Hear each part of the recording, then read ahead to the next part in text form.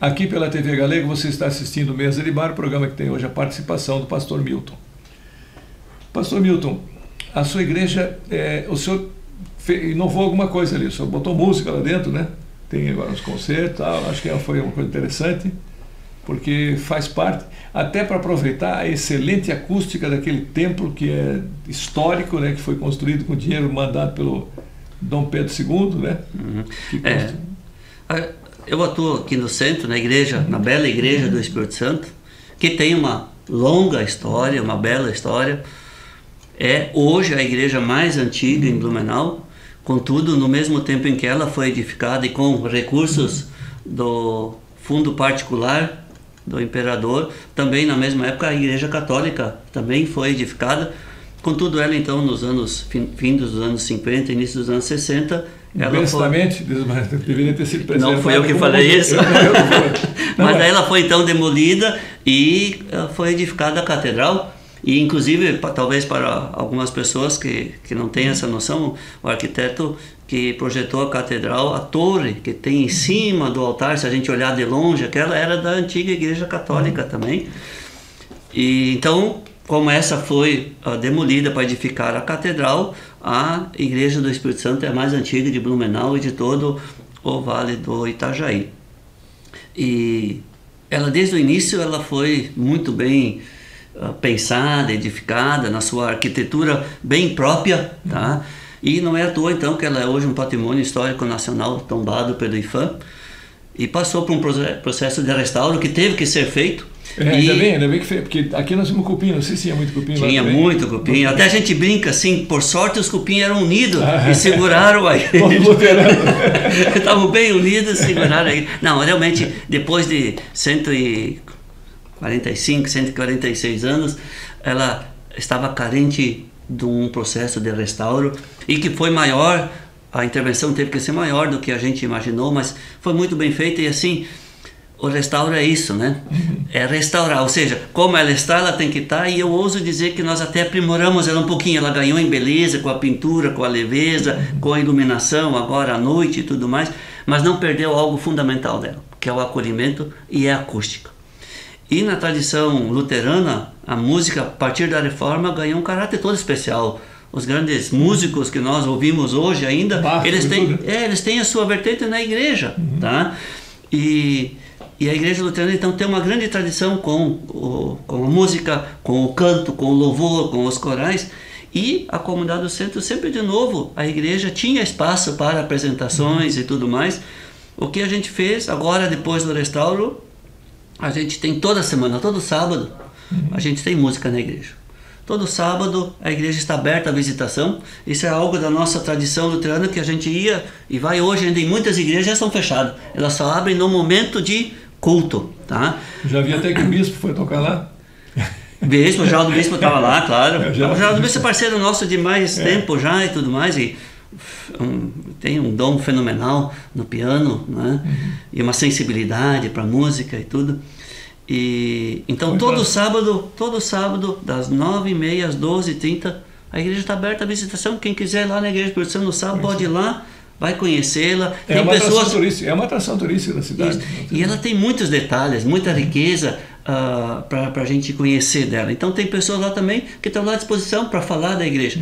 E todo sábado, das 10h30 até as 11h, todo sábado tem um pequeno concerto na igreja. Além dos concertos grandes que a gente faz, então a gente convida sempre de novo, mas é certeza, todo sábado às 10h30 tem um momento de concerto de música na igreja. Agora o restauro, vocês gastaram 7 milhões, né? Sim.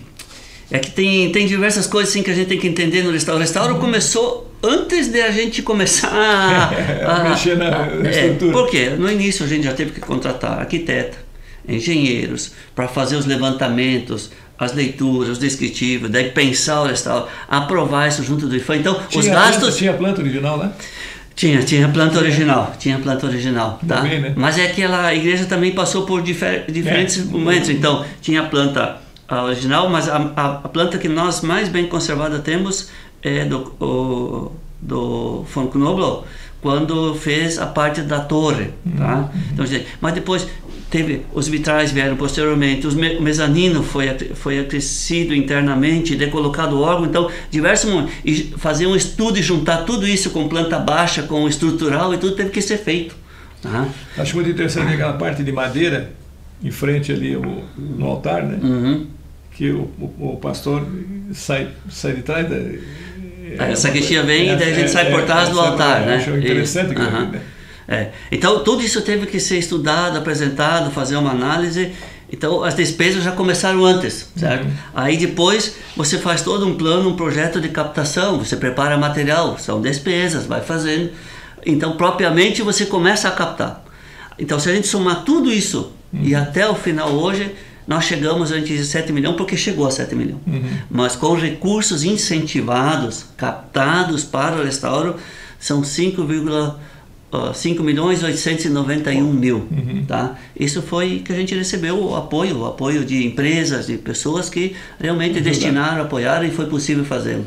Tá? E foi importantíssimo, porque veja só, agora mesmo eu vi a notícia que caiu o teto de uma igreja no México, uma cidade mexicana, matou gente lá, agora estavam procurando, né, para ver se tem sobrevivência no escombro, né? Porque caiu o teto. Deve ter sido cupim, sei lá o que, apodreceu, né?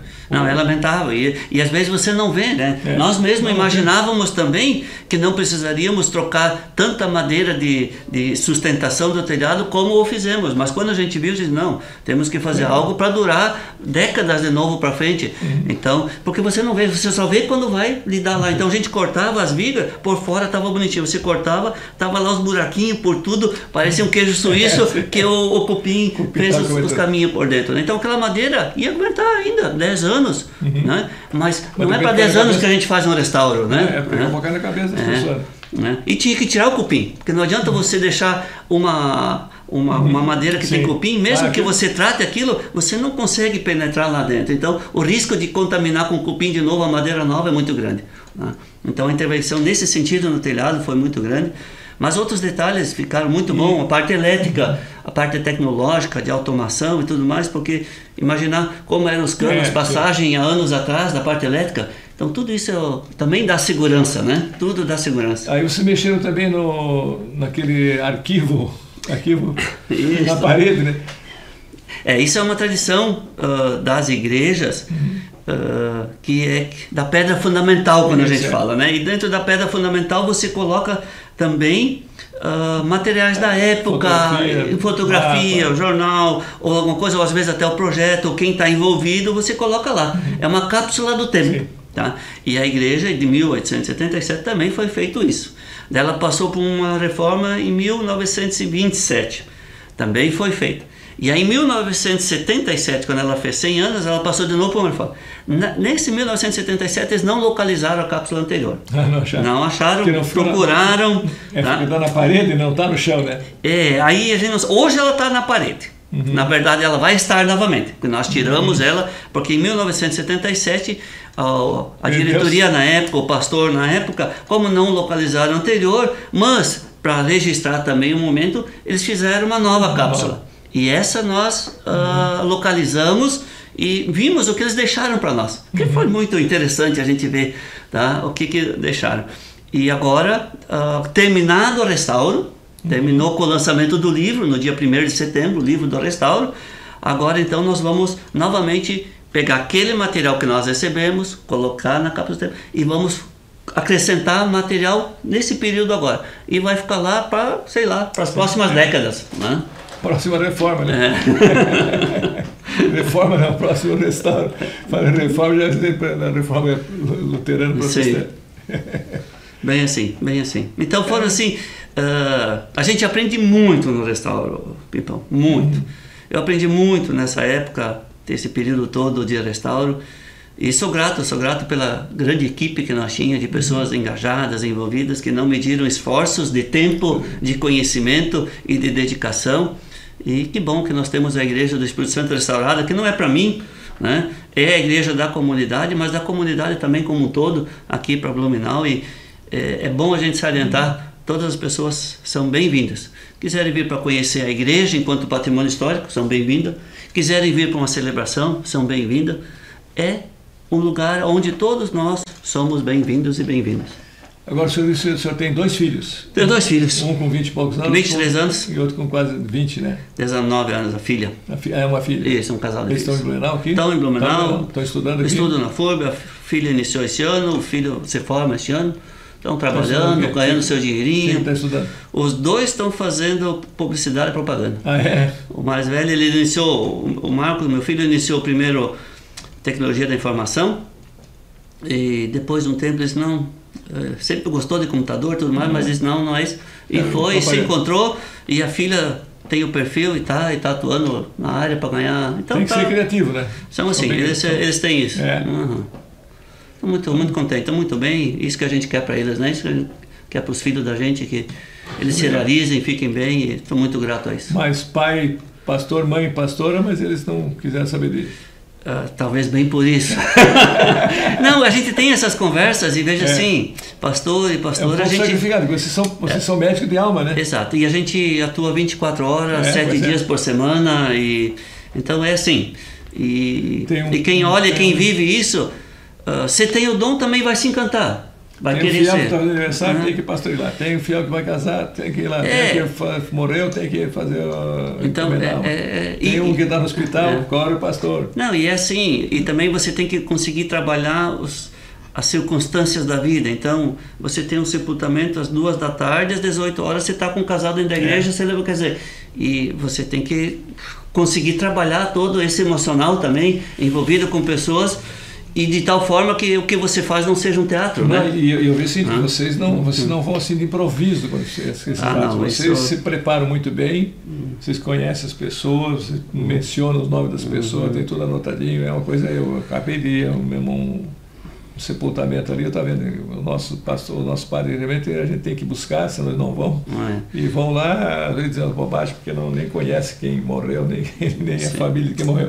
Então, vocês mostram isso, eu acho que isso é uma coisa que tem que valorizar muito. Sim. Por isso, então, tudo assim, para aquele momento que a gente tem de despedida com uma família, aquele momento que a gente tem de bênção com a família, aquele momento festivo com a família, o momento do culto, ele sempre é precedido de um momento de preparo. Sempre. Tá? Então, isso tudo faz parte do trabalho da gente. Tem gente que diz, o pastor só trabalha no domingo. Não. Para domingo tá lá e tá bem. Daí, na verdade, o domingo já está tudo preparado. Se você quiser preparar, daí não dá mais, né? Então, tudo já está preparado para o domingo celebrar o culto. É, por aí. Eu acho que agora, encerrado o culto, vamos encerrar o programa também.